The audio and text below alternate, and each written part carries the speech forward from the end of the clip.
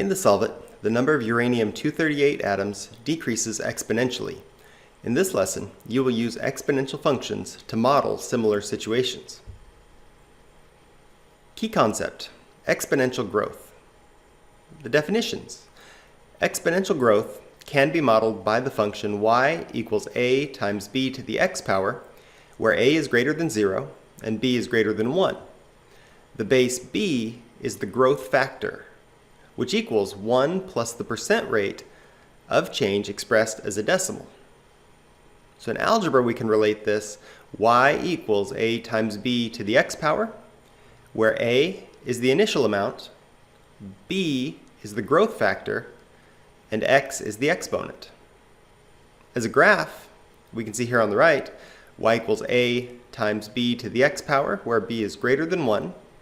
We have a graph that begins rising slowly, and then the farther we move as we increase x values, so the farther we move to the right, it begins increasing more and more rapidly. Problem 1. Modeling exponential growth. Economics. Since 2005, the amount of money spent at restaurants in the United States has increased about 7% each year. In 2005, about $360 billion was spent at restaurants. Part A, if the trend continues, about how much will be spent at restaurants in 2015. Well, we start with an exponential function, and we will relate the equation y equals a times b to the x power to this scenario. We'll define our variables. Let x equal the number of years since 2005.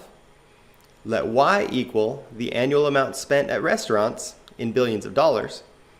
Let a equal the initial amount spent in billions of dollars, 360.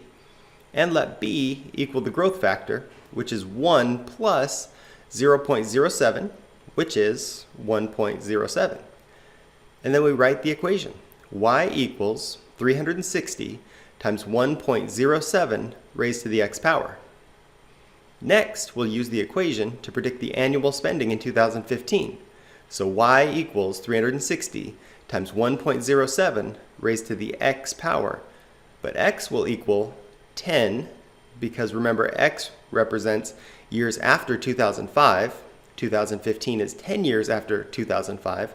So we'll substitute 10 for x, and then round to the nearest billion dollars, 708.